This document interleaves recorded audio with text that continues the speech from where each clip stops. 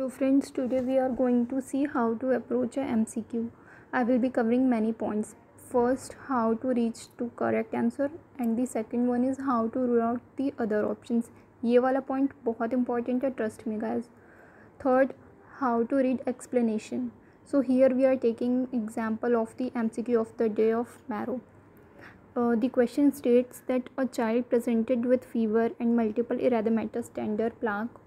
On microscopic examination, the skin lesions have neutrophilic infiltration in the dermis. What is the diagnosis?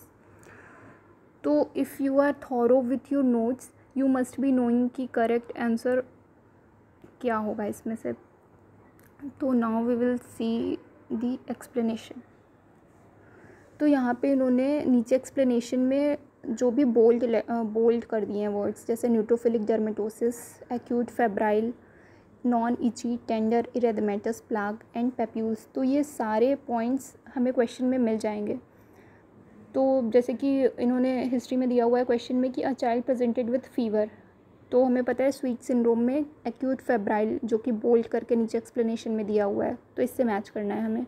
दूसरा हो गया tender, तो यहाँ पे क्वेश्चन में दिया हुआ है सेकंड लाइन में मल्टीपल इरेथमेटस टेंडर प्लाक्स, और उसके बाद न्यूट्रोफिलिक इन्फिल्ट्रेशन भी क्वेश्चन में दिया हुआ है. और एक्सप्लेनेशन में भी हमें पता है कि जो स्वीट सिंड्रोम होता है वो एक न्यूट्रोफिलिक डर्मेटोसिस है, जिसमें कि न्यूट्रोफिलिक इन्फिल्ट्रेशन हो जाता है डर्मिस में. तो ऐसे करके हम लोग को पता चल जाएगा कि डी ऑप्शन करेक्ट है. स्वीट सिंड्रोम में ये सारी चीज़ें होती हैं. दूसरा तरीका क्या है कि आप बाकी सारे ऑप्शंस को रूल आउट कर दो. फर्स्ट जैसे कि हो गया बेसेट सिंड्रोम, तो ये बेसेट सिंड्रोम क्यों नहीं होगा इसका आंसर. तो नीचे हम लोग एक्सप्लेनेशन में देख सकते हैं कि बेसेट सिंड्रोम में क्या क्या होता है. तो बेसेट सिंड्रोम भी एक तरीके का न्यूट्रोफिलिक डर्मेटोसिस ही है, बट इसमें हिस्ट्री जब भी देगा क्वेश्चन में तो वो क्या देगा, रिकरेंट ओरल अल्सर की हिस्ट्री देगा, जेनाइटल एफ्थस अल्सर की हिस्ट्री देगा. तो ऐसा हमारे क्वेश्चन में कुछ नहीं दिया हुआ था, तो फर्स्ट ऑप्शन नहीं होगा आंसर. दूसरा हो गया पायोडर्मा गैंग्रेनोसम.